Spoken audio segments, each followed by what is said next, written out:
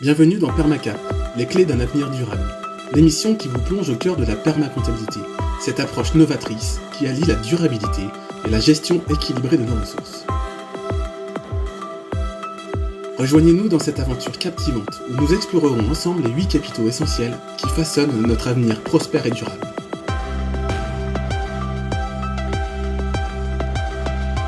Découvrez comment intégrer la permacomptabilité dans votre vie quotidienne, votre entreprise ou votre communauté. Des experts passionnés partageront leurs connaissances, leurs idées et leurs expériences inspirantes. Vous explorerez des initiatives révolutionnaires, des projets concrets et des solutions innovantes, tous basés sur les principes fondamentaux de la permacomptabilité.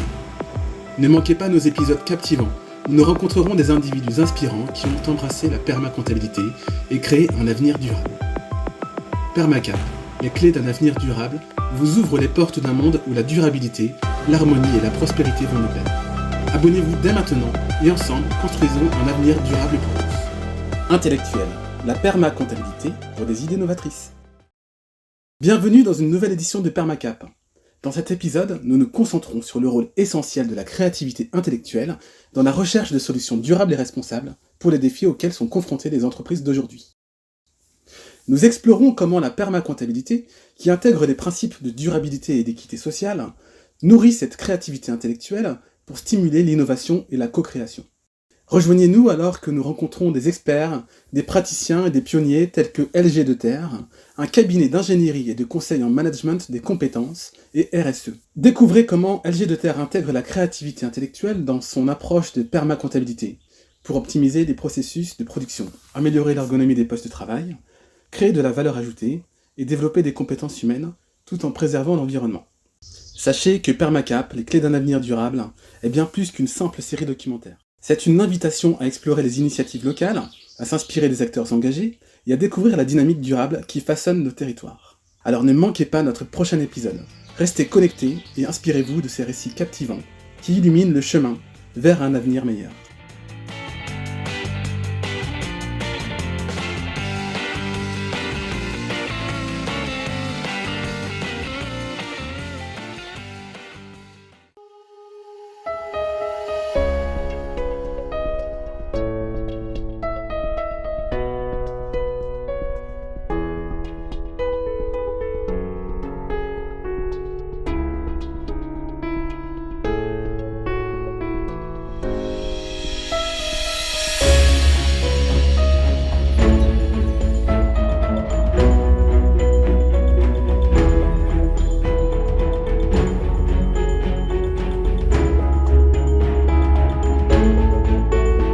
Pour pouvoir innover, il faut pratiquer.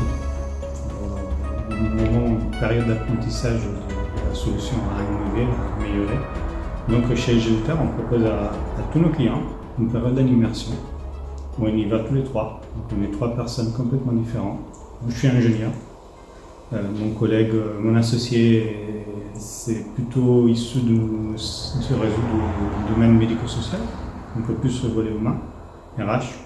Et Fabien, l'autre collègue, il est plus technicien multifonction, informatique et fabrication. Donc on a 3 visions différentes.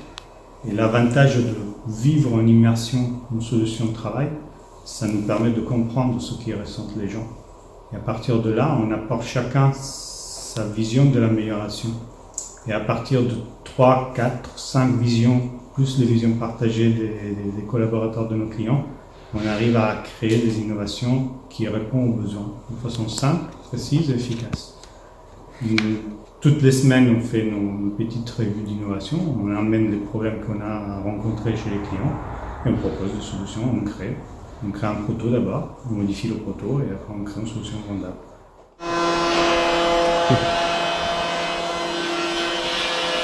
Donc ici, on a un atelier témoin. Donc de ce qu'on a pu réaliser, ça c'est pour nous. Donc déjà on a travaillé sur des tables de travail polyvalentes.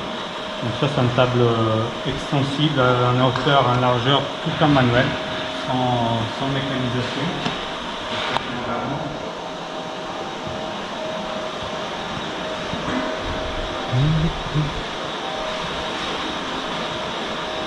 Donc dans le process On fait attention à notre process.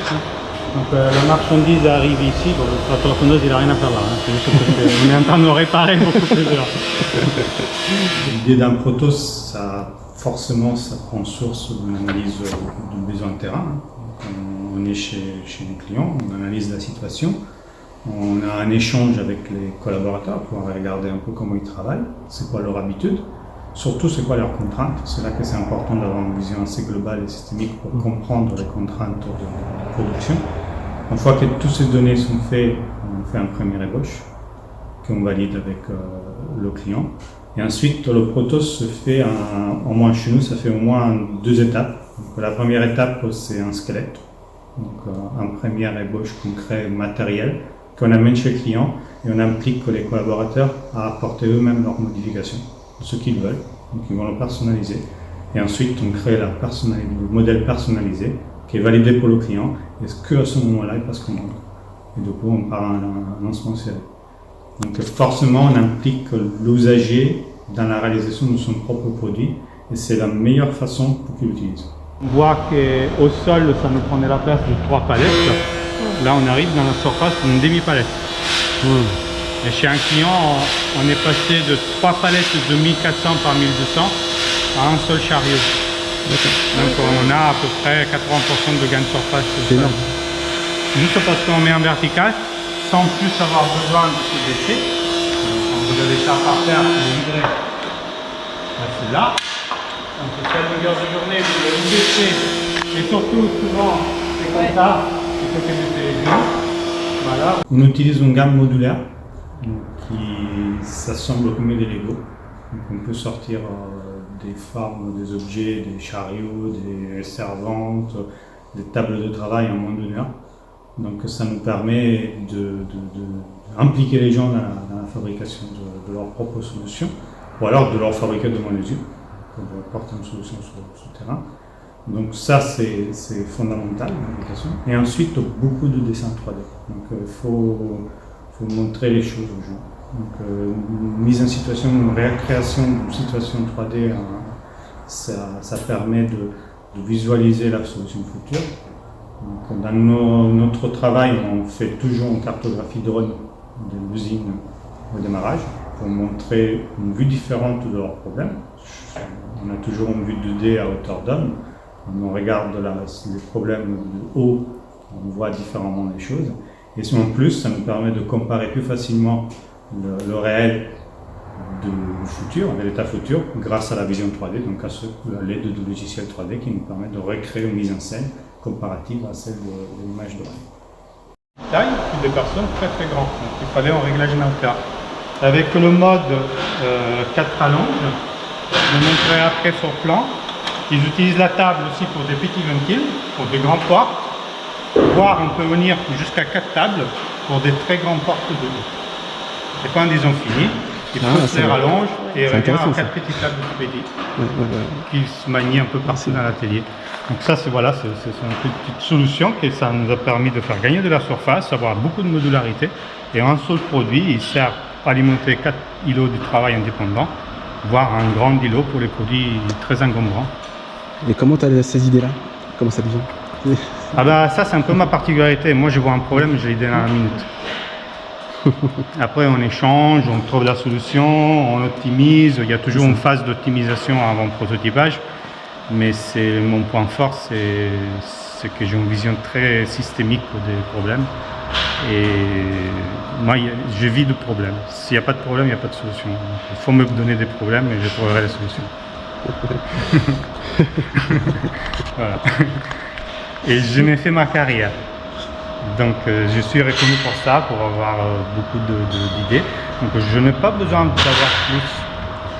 Mon petit cabinet, mes petites personnes, peut-être on va embaucher encore quelqu'un sur tout le volet commercial ou sur l'atelier pour renforcer aider Fabien à se développer. Mais à niveau conseil, je veux bien être présent et apporter mon conseil. Et j'aurais du mal à trouver quelqu'un qui fasse mon boulot en place. Parce que je veux valoriser ma façon de penser. Les valeurs qui soient là tout le temps. Ça ne sert à rien de faire des choses compliquées. J'aurais pu sortir des tables motorisées à 12 000 €. Mais je préfère sortir une table à 1 200 € qui sert à répondre à un besoin d'ergonomie et de modularité Et le client est content, il la rentabilise vite, il ne se rend même pas compte de l'investissement.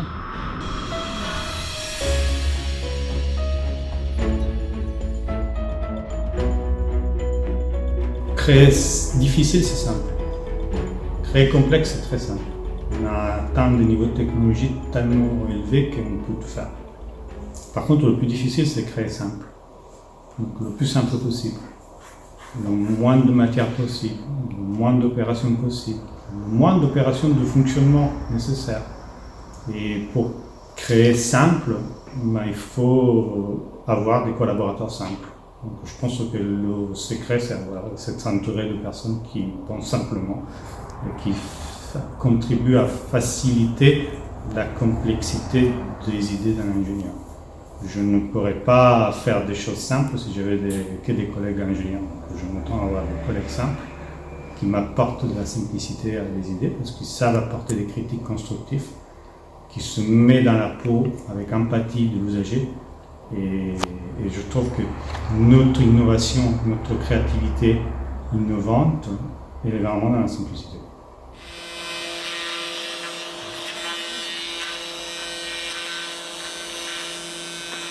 La créativité la plus importante qu'on puisse apporter, qu'on a pu apporter, c'est le soulagement des salariés, des opérateurs, des agents de production.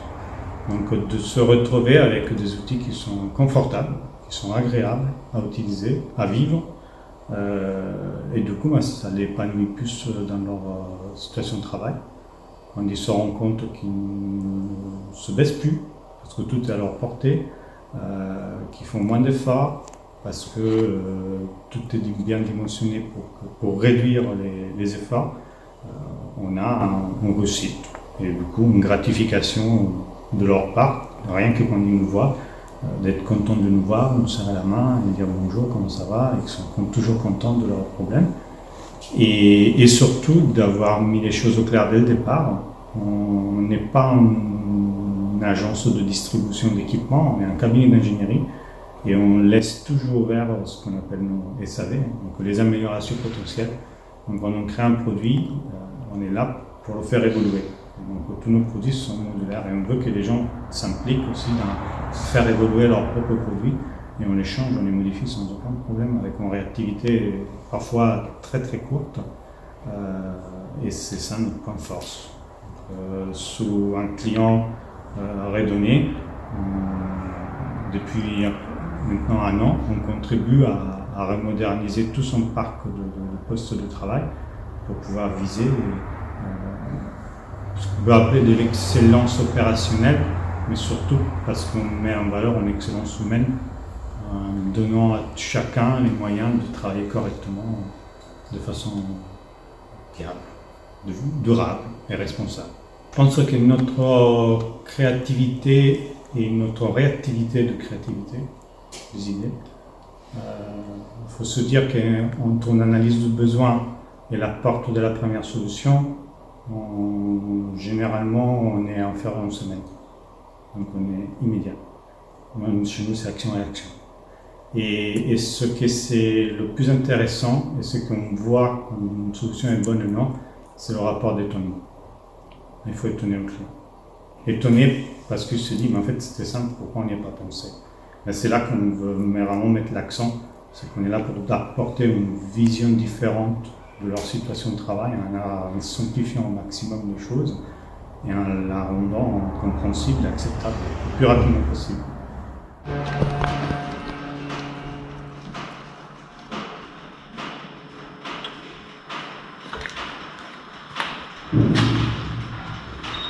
On attache l'attache-remorque à la selle de vélo. Et du coup, on peut traiter la remorque.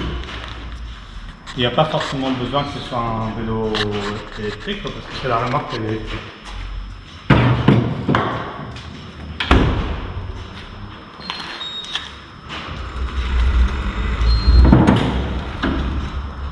Et du coup, on a une remorque avec un effort de 200 grammes, vous pouvez essayer.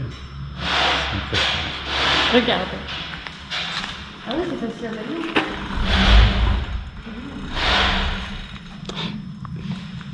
Il qui est un capteur de force, un guidon, qui dès qu'il reste une traction en compression, elle part en mode avant, en arrière.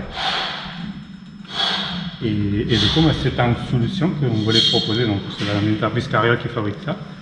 On voulait tester un service de livraison de logistique douce. Et du coup, on vend ce type de solution. Là, on la vend avec le pack, ça c'est une promotion, avec le pack vélo à 10 000 €. Donc là, la machine, plus le vélo et l'aménagement à 10 000 €. Parce que derrière, du coup, on peut l'aménager. Donc là, l'idée, c'est sortir une table de travail qui rentre à l'intérieur repliée, avec une caisse de rangement comme la caisse. Et que quand on a besoin de travailler, on la sort, style pour un artisan, comme ça il a son poste de travail, ses outils, son échelle par-dessus, et il peut bosser. C'est pas adapté par contre au schéma rural. Okay. Mais dès qu'on est sous du goudron, ça roule très très bien. On part du principe que toutes nos conceptions doivent être éco-conçues. Donc vu qu'on n'est pas on crée de A à Z de nos produits, on intègre l'éco-conception dès le démarrage. Donc, tout doit être éco-conçu, démontable, réutilisable et modulable à vie. On cherche de faire attention au coût énergétique de la fabrication des matières. On privilégie aussi des matériaux qui nécessitent le moindre d'énergie possible, toujours en tenant en considération la contrainte de la charge utile qu'il faut que supporte l'équipement. Et une optimisation aussi de tous nos déchets. Donc c'est pour ça qu'on utilise des machines à contrôle numérique, des systèmes de fabrication et de conception assez poussés pour optimiser au maximum nos conceptions, et la moindre petite chute doit trouver une deuxième fonction. Donc en fin de compte, notre déchet ultime reste du déchet, du copeau, qu'on cherche lui aussi de valoriser, notamment via la fabrication additive. Donc la transformation des copeaux, notamment en plastique, vers des matériaux à réutiliser en fabrication additive, donc en impression 3D, pour recréer des objets, des bonnes mesures, des accessoires pour nos équipements. Si on a de l'usinage, donc que ce soit un travail au tube, c'est fait sur notre scène. Donc c'est là qu'on retrouve des matériaux comme le plastique recyclé. Donc c'est ça. Donc ça c'est carcasse d'électroménager. Voilà.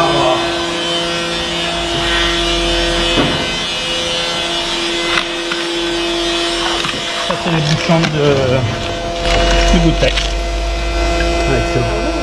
Donc ça fait des belles plaques, elles sont très lisses. Ils ont un pouvoir de cousinabilité qui est excellent. Parce qu'on arrive à trouver. Il y a beaucoup de densité. On pris nos déchets pour essayer surtout le plastique, on essaie de le réinjecter à impression 3D. Pour tout accessoire pour nos tables de travail. Donc là c'est des platines de roues, des encrotoises de centrage. Donc ça met un peu de couleur sur nos produits. Ouais, c'est très intéressant tout ça. D'un point de vue créatif, on ne peut pas faire mieux là. Niveau réemploi. On cherche d'être optimisé, d'être circulaire. Donc c'est une créativité optimisée. Optimisée et circulaire. Voilà. Et circulaire. On utilise tout. Et économique. Parce que du coup, ça permet aussi d'optimiser la rentabilité de nos achats. Donc en fait, on ne fait pas payer l'étude, la conception de nouveaux produits parce que c'est déjà englobé dans leur budget. Et là, on est en train de se dire de redimensionner un peu l'activité et cibler un peu plus les études de poste, faire des choses plus petites, malgré qu'il y a besoin d'avoir une vision globale de l'entreprise pour pouvoir proposer des solutions modulables. Et surtout, quand on réfléchit en solution, notamment la caisse, on pense à toutes les étapes du process. Il y a toutes les contraintes du transfert, par départ en peinture, chez un sous-traitant, on revient. Donc il faut penser à toutes ces étapes-là pour sortir un produit qui soit viable. Souvent, quand on achète pour une fonction. Tandis qu'aujourd'hui, la problématique des entreprises, ce n'est pas répondre aux fonctions ponctuelles, c'est répondre à des problématiques globales. Et notre objectif, c'est répondre à des problématiques globales. Donc on n'est pas là pour vendre en série, donc il y a toujours une fonction, un objet et une raison à ce qu'on fait.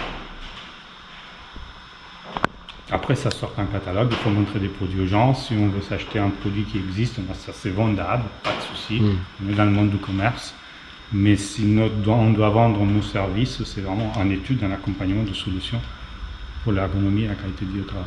Moi, je suis issu d'un parcours professionnel très axé sur la formation par apprentissage. J'ai une expérience dans la formation professionnelle et par apprentissage depuis 13 ans. Et j'ai essayé toutes sortes de types de formations et il y en a une façon de former qui a du mal à se développer, c'est la formation en situation de travail. Et c'est surtout dans les entreprises qui ont du mal à recruter, parce qu'ils n'arrivent plus à attirer des talents, ou parce qu'ils cherchent des technicités qui n'existent plus, parce que les métiers ils ont changé au fil des années. Et les besoins ils restent toujours présents. Donc on a développé un concept d'action de formation en situation de travail. On se fait certifier auprès de la FNOR pour pouvoir déployer ce concept, où on accompagne les entreprises à devenir eux-mêmes son centre de formation. Accompagner à faire évoluer les plus expérimentés à devenir formateurs pour pouvoir former, encadrer sous des temps limités dans les ordres de production des nouveaux collaborateurs ou des salariés en place pour gagner en polyvalence. Donc c'est un pilier qui n'est pas principal dans nos activités, c'est un pilier complémentaire que prend tout son sens après nos aménagements, où il y a forcément un accompagnement pédagogique à repenser différemment le travail, avec des tâches plus fragmentées, plus simples, plus compréhensibles, plus inclusives surtout, et surtout apprendre à transmettre aux entreprises la meilleure façon de capitaliser leurs compétences, ce n'est pas les faire partir. Je suis très fier de ce que je propose et je suis très content de voir des clients qui sont contents par notre façon de travailler, notre façon de voir les choses, notre réactivité. Et surtout, ce que c'est intéressant, c'est qu'on ne vend pas que du conseil. On ne vend pas que des idées et c'est fini. Non, on va jusqu'au bout des choses, jusqu'à des aménagements, voir des gens qui travaillent bien avec nos produits. Et c'est ça que c'est gratifiant. C'est comme un artisan qui, à la fin de sa journée, il a fabriqué des choses, il a créé une maison, il a créé une porte, une fenêtre, et il est content du travail fait. Et bien, du coup, nous, on a transformé un peu l'activité de conseil en activité de conseil artisanal, où à la fin de la journée, on voit des travailleurs épanouis et on voit une optimisation réelle des flux chez nos clients. Et du coup, on a des retours d'investissement qui sont immédiats. On a un dicton, on a un objectif chez Géluter, c'est que quand on propose une prestation à un client, il faut qu'il amortisse sa prestation avant que nous on parte de chez eux. Donc il faut qu'il gagne avant même qu'on parte. Et on cherche de la respecter. Pour l'instant, on y arrive.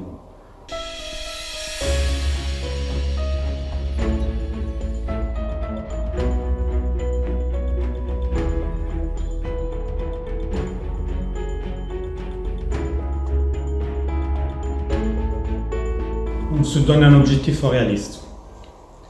On sait qu'on peut aller jusqu'à au-delà de 30% de gains en temps et en surface au travail. Disons qu'on propose comme objectif 20% à l'ESA, 20% de gains en temps et en surface de production minimum, que ça correspond à peu près à 5-10% de potentiel de chiffre d'affaires supplémentaire pour l'entreprise. Je pense qu'il ne faut pas avoir peur de se faire accompagner. Ce n'est pas tant pour mettre en valeur l'activité qu'on fait, parce qu'on accompagne les PME, mais si on a inventé cette activité, si on a créé notre entreprise, c'est justement pour booster, d'ailleurs on l'a dans notre mot, booster le changement des entreprises en apportant une vision et un coup de main différent.